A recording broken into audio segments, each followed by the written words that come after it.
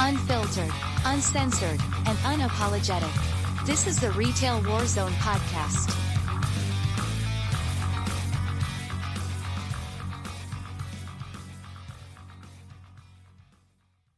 Welcome. 2 years. That's what's up. If you would have told me that I would have kept doing this for 2 years, I would have said maybe not, but here we are. And, once again, I want to say thank you to everybody that participates, because you guys are the reason I do this anyway. And, it's not a money-making thing. I was really tempted today because I can actually put a thing on Linktree that's like a tip jar.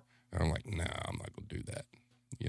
I'm not going to whore myself out like that. Go buy merch if you want to do something. That's all I'm going to say. Mad Dog says, hard to believe it's been 2. So happy for you. Oh, happy for us. Probably unhappy for other people, especially when we call them out, and that's okay. Having said that, new year, new co-host, something that, I've been wanting to do for a long time anyway. And, I'm glad he's able to do it. Like I said, he's not going to be able to commit to every single one of them because real life happens, and that's okay. But for the most part, he'll be here. And with that, we have a new feature that is called the Fact of the Week. So it goes a little something like this. And we're going to do it at the beginning of every show after everybody gets settled in or whatnot. So here we are. The Irish Connections Fact of the Week. The more you know. Irish, go ahead. Well, good evening, everybody. So for the first fact of the week, I think it's appropriate that we talk about the minimum wage. So tonight's fact, New Zealand was the first country to introduce a minimum wage in 1894. That's it. There you go. Damn hobbits. The hobbits has created the minimum wage. We can thank them. But is there like a second minimum wage and like a third minimum wage? Kind of like, first breakfast and second breakfast. That would be good. All right. So let's it's not going to be real heavy tonight since it's like a birthday thing. We just chop it up. You got questions for Irish or questions for me or whatnot. We can talk about random things that are going on in the industry. Not really topical tonight, with it being a celebration and all, hey, let's have a good time. And but there are headlines. And those are always fun. So check these out. Retail apocalypse returns.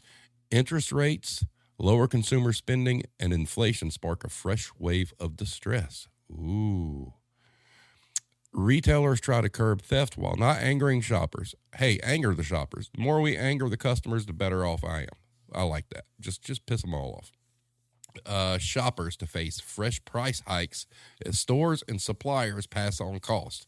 That's known as greed.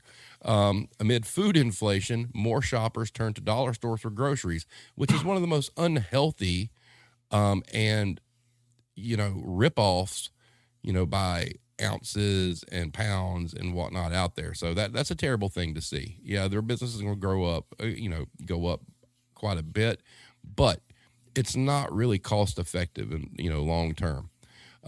This one was great.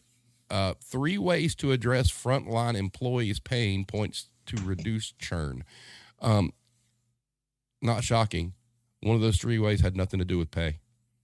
So, and this one, it really struck me. I did a little video on TikTok and on YouTube as well as Twitter. This is a 2-part thing. Retail layoffs in January spiked 3,225% year over year. Report. Next headline, retail hell. I worked in retail, and there's so many reasons why cashiers hate shoppers, and don't get me started on all the stupid jokes. The funny part about that is they sourced this information from TikTok, and I don't know what kind of world we live in when journalists are getting their material from TikTok. The Walter Cronkites of the world would be really, really upset, I do believe. Empty shelves and layoffs inside Bed Bath & Beyond's years-long death spiral. Surely we could have done better. You think? Probably so, yeah. And then to pair with the retail layoffs in January, that was February 3rd. And then on February 4th, this headline was the supply side. Workforce shortage, top concern for retailers. Now, wait a fucking minute, guys. How can you have both? You're going to lay off all these people, But then you're going to complain about workforce shortage? No, that's not how that works at all. Sorry. And then Walmart raises its minimum wage as retail labor market remains high. So they raise their minimum wage to $14 an hour. Whoop-de-doo. That's way too low. And then this one is interesting, and this is one I am absolutely 100% behind.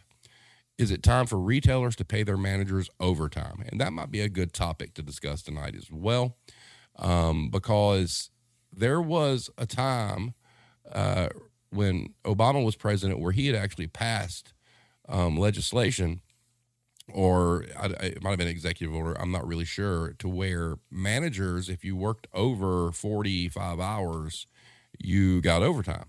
And a bunch of companies scrambled and were flipping out. And then the election happened, and then then Trump won, and he canceled it and all that. So they got away with not having to do that. But I really do foresee that happening in the near future. So there's your headlines. The links are in the description, and go read away. So check the chat real quick. Hello, Erica. Thank you. Hero says, you know what anger shoppers more? Price hikes. Yep. Mad Dog. But if one more person tells me they just printed their bill this morning. Yeah. Mm-hmm. And Hero says, tell them you got to wait for the ink to dry and walk off. So there's our headlines. And real quick, we want to motor through this stuff. We cannot forget our wonderful sponsor, The Serving Times, as if customer service wasn't ridiculous enough. His latest headline, my job quiet hired me, so I quiet quit, which prompted them to quiet fire me. So now I'm rage applying so I can join the Great Resignation, job hop, and quiet thrive. There is the web address for The Serving Times. The link is also in the description of the video. Please go check his stuff out. It's wonderful. Glad and proud to call him the sponsor of the Retail War Zone. And then one more quick aside, and I hope I pressed the right button. TM Lens had requested us to have a link to a printable business card for the Retail War Zone, so you can print it if you so choose and pass it out in situations you see fit. Well, I finally got around to doing it, and it looks like this. It's actually transparent. All the type is black. There's no colors to it. The only thing that's going to use any kind of ink is the QR code, because it is white inside the black circle. But the link to the file to download and print is in the description of the video as well. If you guys jump on board with that, anytime you pass one out or you print them out or whatnot, send me an email or send me a message on Twitter. I want pictures so we can kind of highlight that, to show that people are actually behind it and actually doing this. So having said that, a lot of cool stuff going on. So there we are. I'm going to turn it over to Irish for a little bit here. Let him kind of ramble, give us his thoughts on the 2 years, the past, the present, and the future. And we'll just kind of chop it up. Like I said, it's going to be light tonight because it's a birthday celebration, and, there's confetti and everything, and I'm real proud of this button and that it does that. So we're going to have a good time tonight, and then next week we're going to get real serious and back to business. But Irish, what you got? Well, what I got is a little bit of surprise at first, to be honest with you, because the 2 years really crept up on me. I didn't think that 2 years ago, when I was looking for something like this, that it would be going strong still today. And I think, just kind of light observation, what I really like is that when you did this time last year, it's the same people in the chat. So the retention of the actual podcast is really, really good. It's the same people are tuning in all the time, contributing. And are part of the kind of the small community that's here, and I really like to see that it's the same crew. But in terms of the last year, it flew by. There's been we covered a wide range of topics on the podcast, and there's been a couple of standout ones, but the thing that stands out for me the most would actually be that the consistency every single week. You're there. doing another topical show, and pretty much the same people every week are tuning in and contributing. And I think that really reflects very, very well on the integrity that you have here. So I like that. Just out of curiosity, do you happen to have a standout moment in the last year in the podcast? Oh, wow.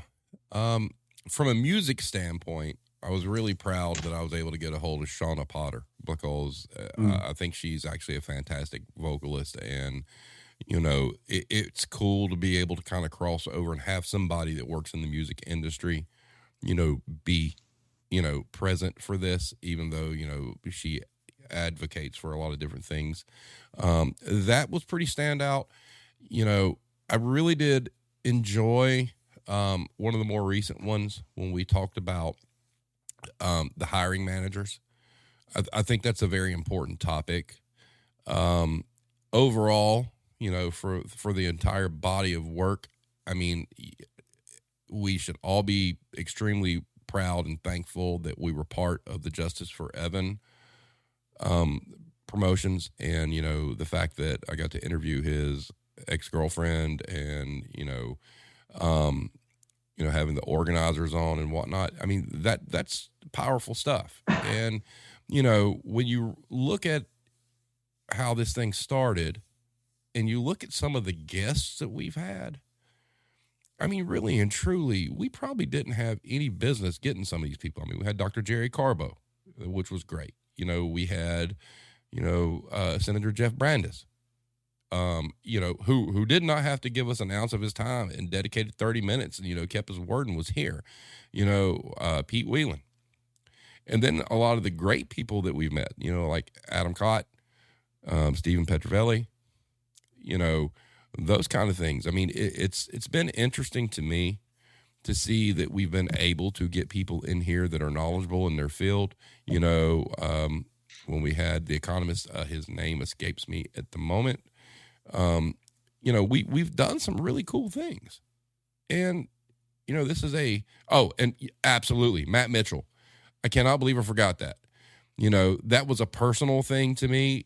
Somebody, I enjoy their content, absolutely hilarious. It was extremely lighthearted, and it came at a good time. It was a good break between all the serious shit that was going on. But yeah, he was fantastic. So, I mean, I'm proud that we've made it this far. And it's interesting that, we've gotten some of these guests on. I know, Irish, you've done a really good job of sourcing people, without being asked. I'll get some random email or some random message from Irish saying, hey, Nick Kolsch, that was the economist from Wyoming. Irish is the one who got him, and it's that kind of dedication to something that no one makes a dime off of. We're not doing it for any kind of clout. We're doing it to spread a message. I mean, that's a pretty fantastic thing. And all you guys that show up week after week, and all you guys that stay devoted to the cause and whatnot, and help, retweet and repost and offer support, you are literally on the ground floor, of something that could very possibly turn into something huge. And none of you will be forgotten. Just know that. So, hello, Adria. How about you, Irish? Standout moments? I like the creative stuff. So I love it when we get creative people on, like Matt Mitchell and Steve Petrovelli and people like that, because I think we all work with a lot of creative people in retail that are struggling to kind of do something with their art. So when the two kind of cross over into the world of retail, I quite like it. It's a very niche market. For instance, that that guy Brady Tunes, he was doing the cartoons of Home Depot. Then Steve and his comic books. It's unbelievably niche, and it takes a lot of balls really to kind of to lean into that and make that your creative space. And I really like those, because they're also lighthearted. look, we talk about some very heavy stuff and important stuff here, like, minimum wage and bullying in the workplace and equality and this and the other. But it is nice. And I really like the eclectic mix that you can get here in a podcast like this, where one week we could just be rolling over laughing at something hilarious, and the next week we can actually be interviewing a senator. Right. And real quick, Erica popped in. Thanks for the shout out, Steve, and for all that you do in giving workers a platform to share the bullshit. Endure day in and day out. Horns up. It's, Erica, I'm extremely appreciative. I mean, to be part of a movement that's extremely important, that really highlights the bullshit that goes on in these industries. I mean, I'm extremely honored, that's a horrible story that hopefully some good maybe one day will come out of it. We'll see how everything, turns out. But, thanks for reaching out to me. And hey, on a musical note, it's always cool to come across somebody who likes Villa Vollo as much as I do and Typo Negative. So that's cool also. It's interesting how a lot of these paths intertwine. Blank Stares, from Dollar Tree, same musical taste. It's crazy. I don't put any of that stuff out on Twitter. It's just it's like a synchronicity of the universe. I don't know, but I'm always on the side of those folks that have the same musical preferences, especially when they're very kind of obscure to the United States, for one thing. And we've met some great people, and the cool thing you bring up is the serious rollover laughing, and jump back into something serious. And it doesn't take, like, for instance, the therapy sections doesn't take a lot of time for me to prepare. You get 2 screens and boom, and basically it's just Katie bar the door, come in and talk. And I feel like that's kind of a necessary thing, because you never know who's going to pop up one day and who has had a shitty day and is at the end of their rope, and they start bleeding out in the chat. And we've got a group of people that'll help them through, because it's not a topical conversation. It's a place. I mean, it's meant to be some sort of therapy. I'm not a doctor, I don't play one on television, but the concept of having community support is really what that's all about. And then to be able to piggyback off of that and do what we do on Wednesday nights is a nice 1-2 punch.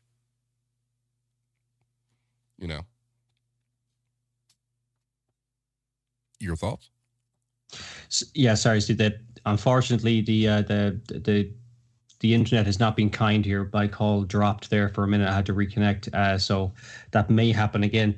But I did catch you're saying in general. Yeah, I what you're saying there sums up exactly how I found the podcast originally. I know that it was particularly small when I found it, but I was actively searching for respite, to see if I was the only one in the world that felt this way, because sometimes it feels like that. I do have these kind of conversations with my close co-workers and things like that, and then people that I'm friends with. But it's hard to find a space in the retail world where you can kind of just vent and find people that are equally as frustrated with how the industry has kind of developed over the last 20 years. Also, some people just don't want to some people just don't want to engage with it. They just, they come to work, they get stuck in, they go home, and they unwind some other way, which is probably what I should have done. But it's I was just searching high and low for something, and then I found your channel, and when it was in its infancy, and right at the very that's beginning. I think that as you described there, like, there will be other people like that who, I found them in the middle of the pandemic when I was unemployed for the first time in 20 years. And it really hit home, like, geez, every bit of overtime I did, every time I dug out the place I worked for, it all meant nothing in the end. The second I became, less than useful, I was gone, and that resonated very strongly with me at the time. And other people will have days like that. and when they're at a low point and they're on the internet searching for, this is a kind of a healthy outlet, let's say. I mean, there are places that are particularly unhealthy, like Reddit and a lot of Twitter. That's that could go either way. But this, in fairness, this community has been nothing but positive. I've watched almost every minute of every one of your podcasts. I'm not always active in the chat, but I've never seen anything other than positivity and support. And that's nice. Well, the biggest thing, and I'm so sorry, I'm so obsessed with this confetti. Y'all gonna have to deal with this, and just get over it. Welcome, Iron Maiden. That's the reason the confetti came, because you finally showed up. Erica says, if you build it, they will come. You've done that for many. We're just getting started. Damn right. Hybrid, you did bring up a good one. Yeah. Andy Griskoviak, the gentleman who did the Black Friday movie. I mean, look at that. I mean, that was some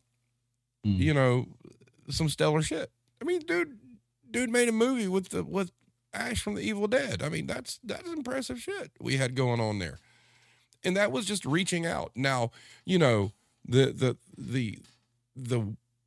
unicorn of all this is if we can ever finally fucking get Scott Seiss. If we get him, then we might as well shut the channel down. It's over. I mean, that's kind of like the pinnacle.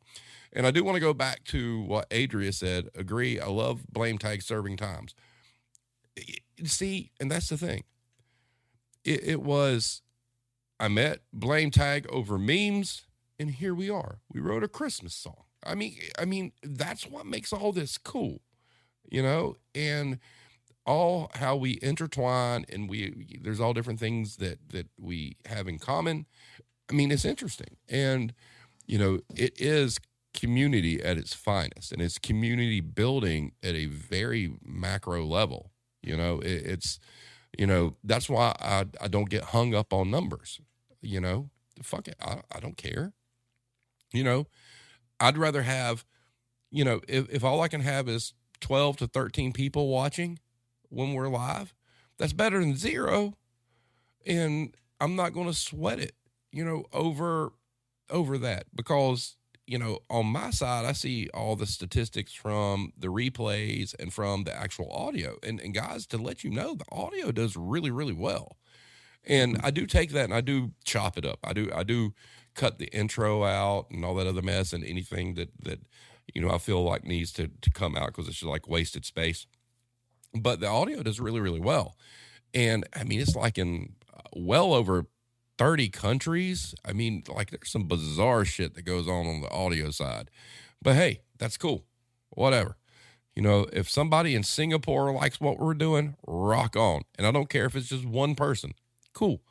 That's one person. And once again, as far as how people perceive what we do, I'm going to quote Paul Stanley from Kiss one more time.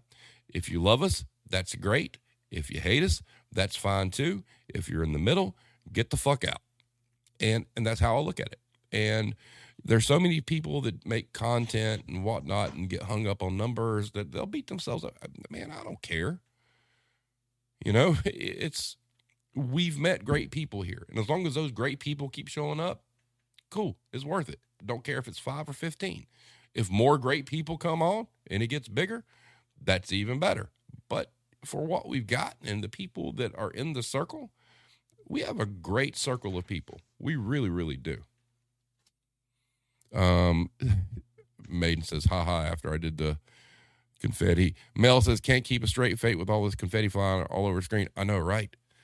I'm like a child with that. It's like, ooh, this is fantastic. Look at that confetti.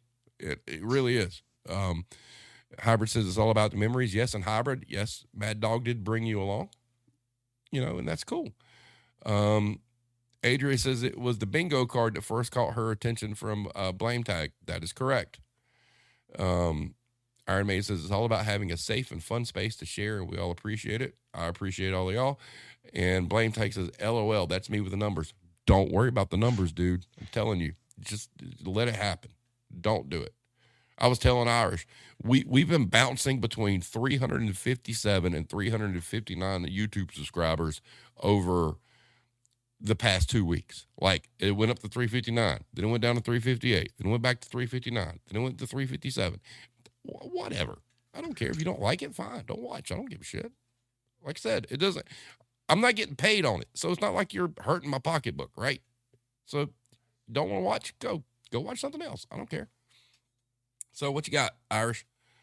Yeah, just on that, I think you're right. There's a danger in numbers anyway, man, because like you and I can have a good discussion tonight. The chat's very you can read out all the chat messages and we can kind of all nearly have a conversation. But you know, if it does get like blow up one day, that's something that won't be possible. You know, we're gonna, you know, the chat's going to be insane and it's just going to change things. So speaking of which, in terms of how it's changed since the outset, has it been more or less as you expected?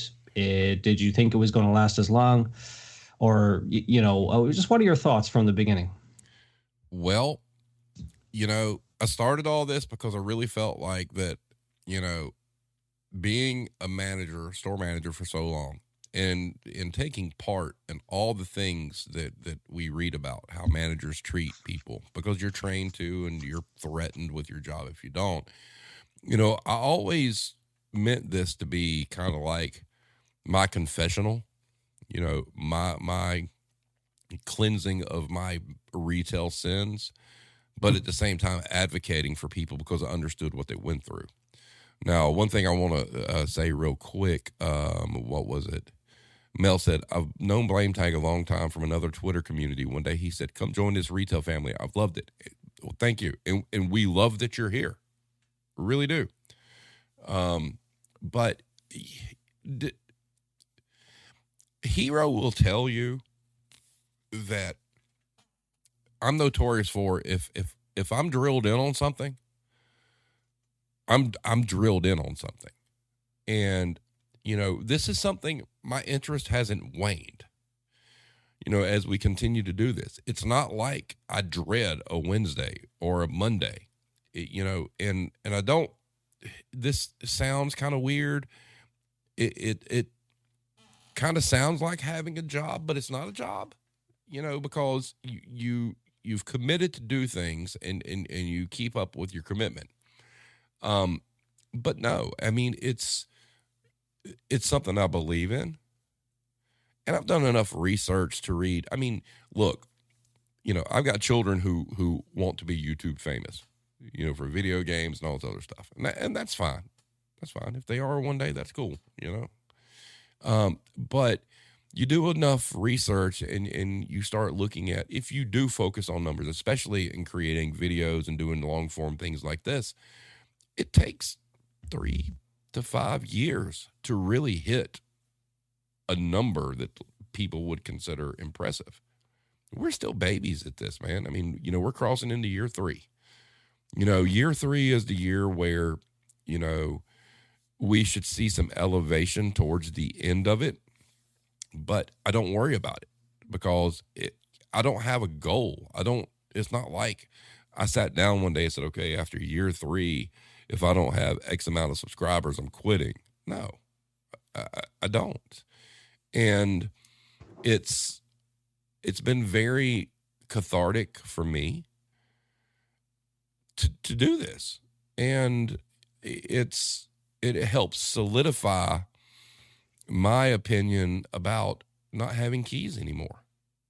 You know, I don't want that. Like I said, I told a story a while back. Maybe I said it on stream, or maybe I messaged you, Irish. You know, I was kind of approached asking what my plan was and if I wanted to move up. And I looked at my boss and said, I'm retired. I love what I do. One day I may have to get back into it because I don't have any other choice, but today is not that day. And that's kind of how I look at it. And it's different, you know, but I enjoy it. And it would not be enjoyable at all if it wasn't for all of you guys in the chat that show up week after week, whether you pop in just for a second because you're at work, or whether you thumbs up or like or whatever, you know, you guys are what makes it worth it. Now I'm going to ask you the same question, Irish. Well, I don't know. I mean, I started off just, I wasn't really a contributor, but I don't know. I mean, like, obviously it's a little more difficult for me to actually make the time slots that you guys have. Correct. But at the same time, I kind of like you said, the word there is cathartic. Like, it always helped me kind of just relax and unwind to go, hey, there's other people just like me. I'm not crazy. Or if I am crazy, at least there's other people like me. I found solace in it, and the reason I keep coming back was because of the community that's here and the people that contribute on a regular basis. And I suspect as well that, like most communities, like, there's a lot more observers than there are contributors. Like, so we're probably reaching, maybe 5 to 10 times the amount of people that are in the chat on a regular basis, which would explain the audio as well and how successful that is. That people are just listening in because it helps their mental health just to listen to other people who were or are in the same place that they're in, and they're just looking for an outlet from the worlds that they found themselves in retail. And I just find it also interesting. It's this is like documenting for the future of, like, how retail has evolved. There's nothing else out. Every time anyone tries to study retail or look at retail, it's all the academic stuff. It's all about efficiencies and Six Sigmas and management theories, and there's nothing from the worker's point of view. The closest thing you come to it is unions, and that gets very politicized and reported differently. But just for the ordinary worker, this is a great document, for the future of how people felt, especially people like yourself who have seen a very interesting time in retail that, almost pre-digital. You started off in the late 80s, and like you have said a few times before, you've seen society devolve. And I have a morbid curiosity about that. I mean, is it rose-tinted glasses, or has it really gotten worse? And if so, why? How did that happen? It's just it also checks myself as well, because like you, I in the past have been a very different manager, if you like. I'm still a manager. I still have keys. But this kind of keeps me in check, just to remember, about, focusing on the team, employees, and having a very healthy. And by the way, it's worked really well. Like I was kind of leaning that way anyway, but this has kind of helped me kind of. It's solidified my approach to managing people, and putting them first, and that has paid dividends in the last couple of years. Yeah, well, you have to, because you're only as successful as your team is. Yeah. A hero said, y'all, he has redirected the manager Steve focus energy into this. And knowing him, I think that speaks a lot towards its growth and eclectic continuity. Yeah, that's true. Blame tag, you just nailed it. Future human behavioral analysts will come to us for insight on what went wrong with humanity. It's very possible. And Irish, talking about the watching society devolve thing, I mean, it's kind of frightening. I mean, when you see how people change, and where I'm working right now. Okay, I worked there when I came out of high school. There are still people that shop there that I remember from when I was 18 years old. And what's interesting is there's a few of those, their behaviors haven't changed, but it is sad to see. But when we ask the question as to why it's happened, it's because the companies we all worked for bent over for the customers and let them do whatever they want. That's what happened. It was, when we talk about standards, the actual corporations dropped their standards on customer behavior. And that's why we're here,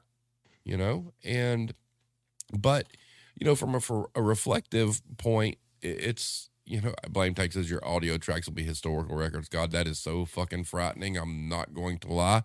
That's so frightening. More confetti. Anyway, it's, a really bizarre business to be in when you step out of it and you just watch. And, being in it, from the time I was 18, and I'm still in it. I'm not a manager, but I'm still in it.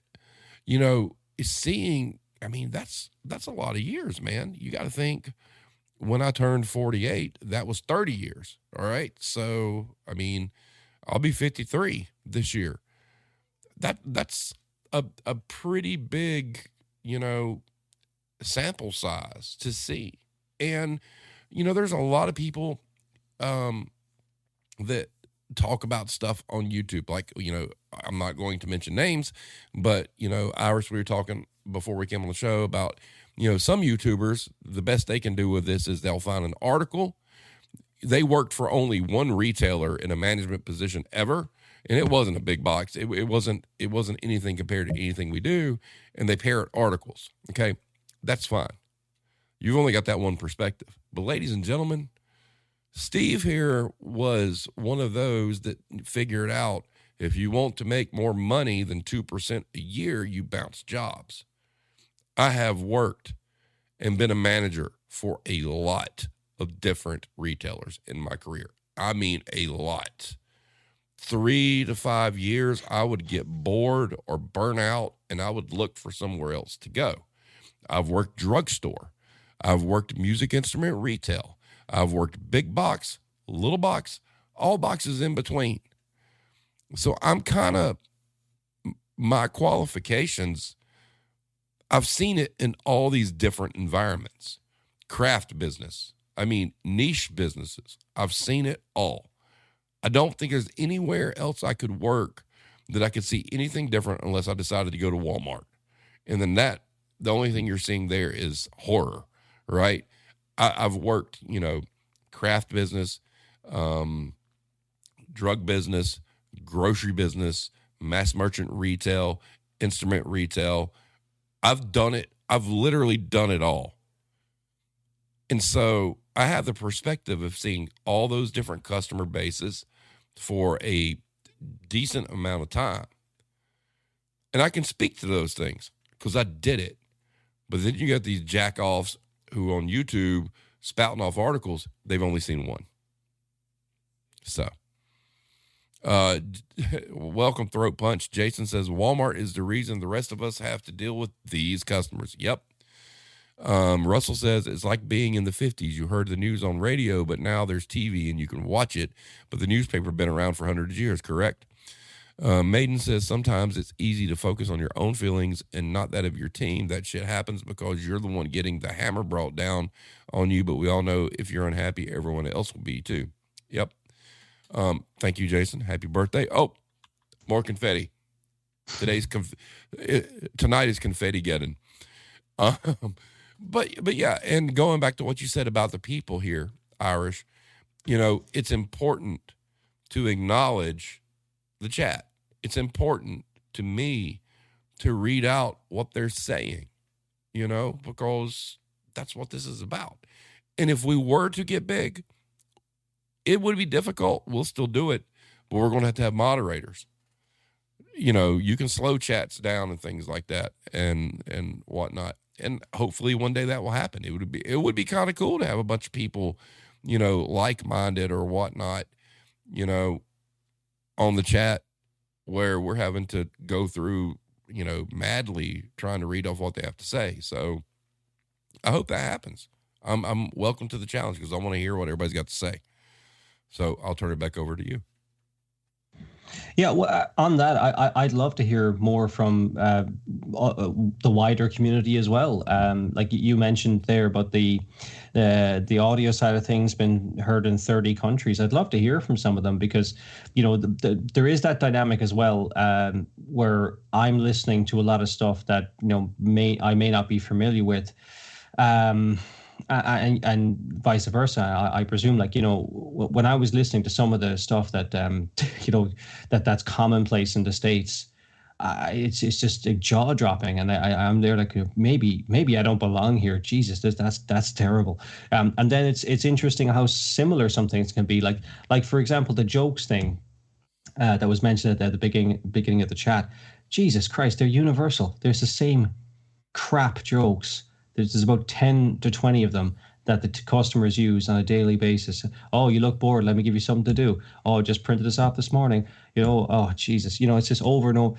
It's interesting that like those things are nearly universal. But, I'd like to get, if we could get some, preferably, obviously, people that are, like, say, from, like, I'd say Japan, for example, was one. I think we mentioned that's a very different culture when it comes to almost everything. It'd be interesting to see what their retail experience, if anyone is able to come on here from there, that would be eye opening for me. I would love that. Love that.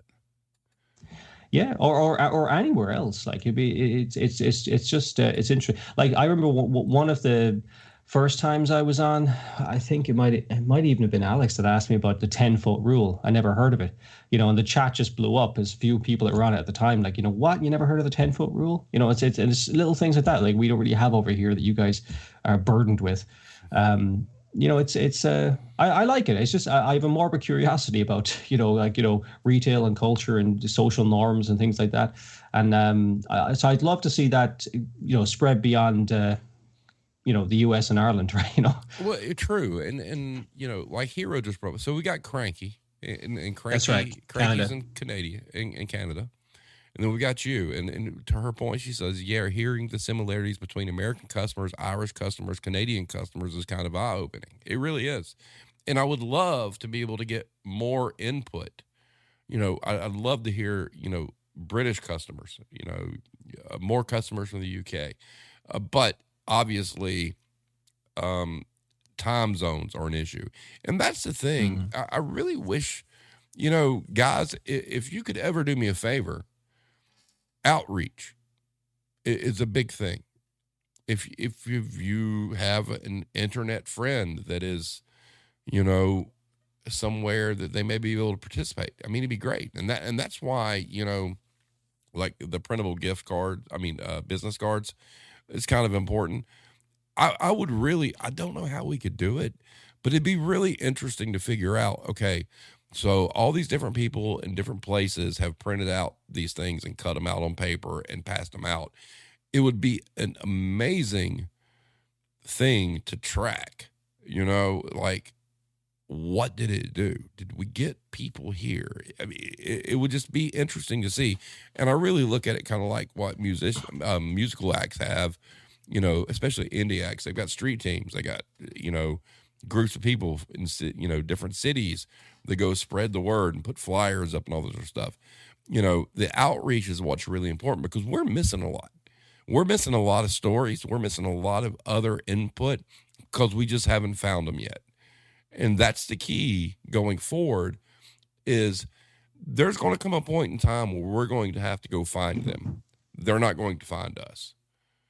We're not exactly family friendly. I mean, obviously when I have guests on and whatnot, I tone down my language and I'm proper. And anytime I have any kind of email interaction between people that are going to be on the show, I let them know that, I don't drop the F-bomb, that often while they're on. But we're getting to a point where we got to go find them. We got to go find them, put our hooks in them and bring them in. Blame tag, hit up Tanya Maxwell. I did at one point. I think the time zone's too much of an issue for her, but would love to have her. Throat punch. Jason says 10 foot is the danger zone for a throat punch. Yes. Mel says, I'll literally print cards up and put them out all over Houston. Hey, that's great. You're in Texas. You're down there where the Home Store corporate office is. If you go by there and drop off like an entire bag of them, that'd be fucking great. Iron Maiden says, how do you say throat punch in Japanese? I don't know. Welcome, Big Quit Energy. Congrats on 2 years. I usually can't watch live, but glad I could catch a little bit of this one. Hey, welcome. You keep doing what you're doing too. Big Quit. He knows what's up. What you got, Irish? I'm curious. In the next, like, you're going into to year 3 now. Is there kind of a topic that you haven't touched on yet that you really you can't wait to start in, or to get it on the show in year 3? There is, and it's a very touchy topic, and it's something that I approached a very near and dear friend of mine about a while back, and he did say that he had no problem doing so. And I'm just going to put it out here right now. Being a person of color, shopping and working in stores. Mm-hmm. That is something that is going to be very hard to navigate. And this person is someone I met in my Guitar Center days, who I consider family. And it's something him and I are going to have to work out, because he has a very stellar career. And when I say stellar, I'm telling you folks, this is somebody who one day is going to be, I mean, he's already won awards, but one day he's going to be like a household name as far as scoring and things like that go. That's something that I do want to do. I'm not sure how to approach it. And it is something that I think needs to be done, but it's going to be a hard one to put together. So that's one of the big ones. One thing I would love to do, and I don't think anybody really has the balls to do it, is, when Blank Stares came on and I posted the replay, I tagged Dollar Tree Corporate in that. And I said, hey, if you got somebody who wants to come on and we can talk about your staffing issues, let's go. My biggest goal is to get a CEO or somebody higher up of one of these retail establishments to come kind of try to spout their bullshit, and all of us bury them. To be honest with you, that would be the pinnacle for me. You get some CEO here that maybe we have employees that work for that company that can let them know what's going on, because I really do believe a lot of CEOs or C-suite people have a belief that these things don't happen in our stores. Because I have said it before, that I really feel like when you get above district manager, regional VPs and whatnot, they are the stopgap. They're the dam that keeps the bad shit from getting any higher up. And, I'd love to have someone come on and talk about it, and I'd be respectful. I mean, if I had some CEO if it was the CEO for like Dollar Tree or whoever, I'm not going to cuss. I'll fix my hair. I won't wear a hat. I mean, it'll be respectful. But I want to have somebody have the balls to come on here and debate this shit. And I just don't think anybody has the cojones to do it. But that would be like my pinnacle. If I got like a CEO for like Dollar Tree, once again, you could shut the channel down after that. I won. That's it. I won the lottery on that one, because they'd get crucified. But or someone from the media. Look, it doesn't have to be me.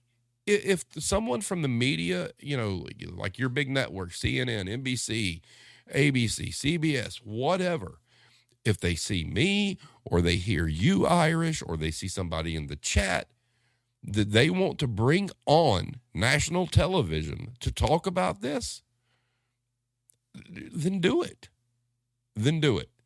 Off stream, Irish and I were talking about the anti-work subreddit over on Reddit meltdown over a year ago, where they got one of the mods on television and completely buried him because the dude was completely outmatched. No research, it was embarrassing, wasn't it, Irish? Oh, it was terrible. It was. I mean, you seen Fox News win that day for sure. Oh yeah, Fox News crucified that dude. It was not good. But when you look at some of the people in our chat and you know, like myself and Irish, we've been doing this a long time. We're not making shit up. Like I said, I've worked just about every segment of retail there is to work. And the stories are all the same. You know, employees are a controllable expense. I'm number one. But it'd be kind of cool, not, you know, because I think I'm handsome or anything. It'd be kind of cool to be on TV and debate somebody about this shit and call them out on what they're doing.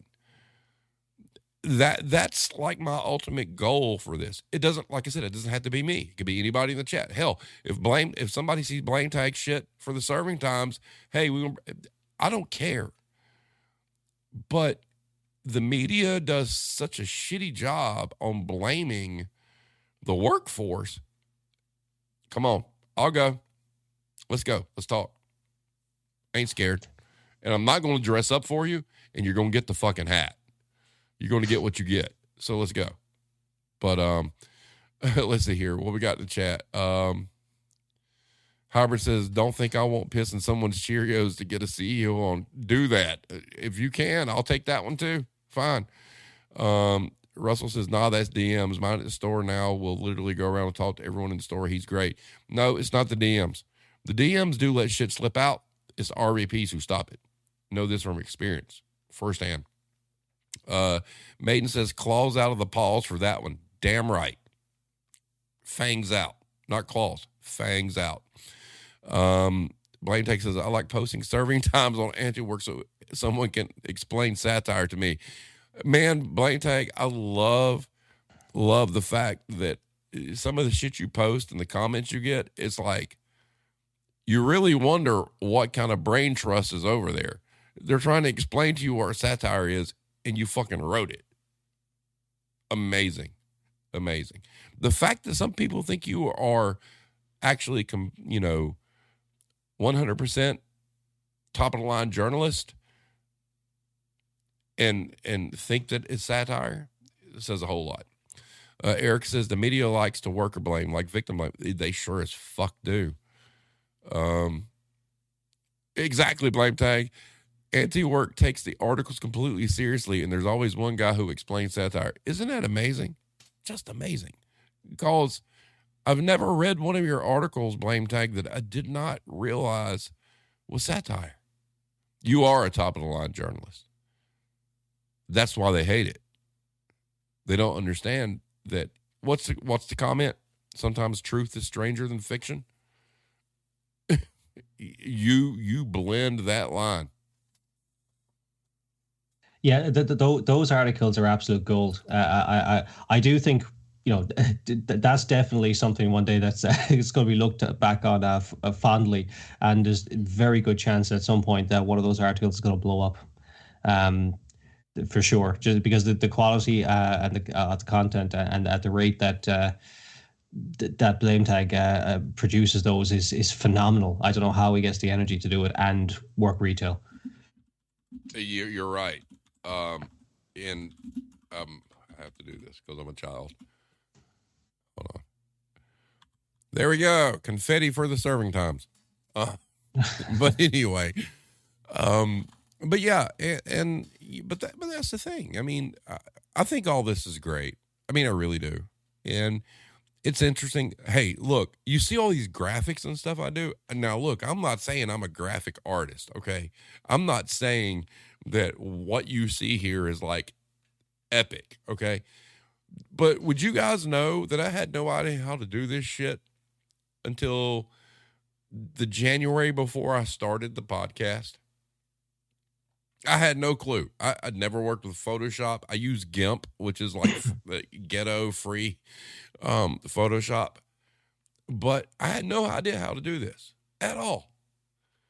And that's what, I think it's a testament to the desire of wanting to do this, is to come up with something that looks okay and functional for all of us to commune, and it's interesting and it's fun. I've learned a lot about a lot of things doing this, from a technical standpoint, which I think is cool. And it's pretty awesome. Maiden says, but you made it work. And now look, 2 years later, we have confetti on demand. Uh-oh. Yep. Confetti on demand. Like I said, this was meant to be a good time tonight, guys. We've come a long way in 2 years, and the sky's the limit. And the biggest thing I could ask of everyone out there, hey, there's a printable business card. Go spread the word, man. Let 2023 be the year of outreach. Everybody do their part. Like I said, I don't want any of your money. Okay. And if you want to buy a shirt or two, that's cool. But if there's something you could do for me, print this shit out. Let's spread the word. Let's do something really, and that's the beauty of it. If you do that, it brings people, it's all organic. Go into your local grocery store, post it up on their little board with the business cards or whatnot. Spread it wherever. Let 2023 be the year of outreach. And I think that would be really, really cool. Hybrid says, new segment, word of the day. When someone says the magic word, just shoot confetti. Confetti on demand. There you go. Woo-hoo. Okay, so I originally did a question of the week, but I took it down because I remembered I had this poll. And so we'll go over this real quick, and I want to get Irish's thoughts on this, actually. So what I did is I posted a poll. In searching for a new job, what is the most important factor for you? And the choices were wages, work-life balance, affordable benefits, and the culture. The results were, number one was work-life balance, and that's 46.2%. Wages were 44.2%. Culture was 6.4%. And affordable benefits was 3.2%. And that was a sample size of 156 votes, which is the largest vote total I have gotten on Twitter. So I can't really complain about that. But Irish, what are your thoughts on that? I'm actually surprised at how clear that is. The first two kind of go together, I suppose. But, work-life balance has become much more important, I think, in the last 10 years. I think if you ran that poll, maybe like 10 years ago, I don't think work-life balance would have been there anywhere near as much. Because people are learning over the last while, about their worth, because the wages have been suppressed. So now, in terms of the culture, I suppose it depends on how someone might have interpreted that. There's negative connotations, but the culture, as in well, we are family here. That shit just gets the hairs in the back of my neck standing up, and I just walk backwards slowly out of the store. But culture, kind of like, there is such a thing as a company culture, and that actually is important. But benefits, I'm kind of surprised at. Presumably, a lot of the people that partook in that poll were US based, and I would have expected that might have been a bit more important, actually. It doesn't really apply to over here, but yeah, I think work-life balance is definitely is far more on the forefront of people's minds now than it used to be. Yeah, and I was really hoping culture would come in last. I'm really scratching my head on that to understand why culture outdid benefits. But then again, it might be because I don't know, we're the United States and benefits suck and it's tied to employment. Maybe they're just like, well, fuck it, we're not going to have health insurance anyway, so why vote? So I mean, it really might be that. But having said that, ladies and gentlemen, we're at an hour two. Welcome to our birthday party. Thank you for attending. I'm sorry I didn't have cake for you. That's why I posted originally, bring your own cake. But guess what? We have confetti. So that's what you get. Blame taxes. I think a lot of customer service workers don't even expect benefits. You're probably right. But having said that, thank you everyone for being here tonight. Irish, welcome officially to the Retail War Zone as co-host. Thank you. I'm not sure about next week. If you've got a topic, just if you got something you want to cover, let me know, and then we'll get on it. Monday nights, come get your therapy. We'll have a good time. And having said that, everyone, please be safe. Take care of you and yours. Don't take any shit. And we will see you next time.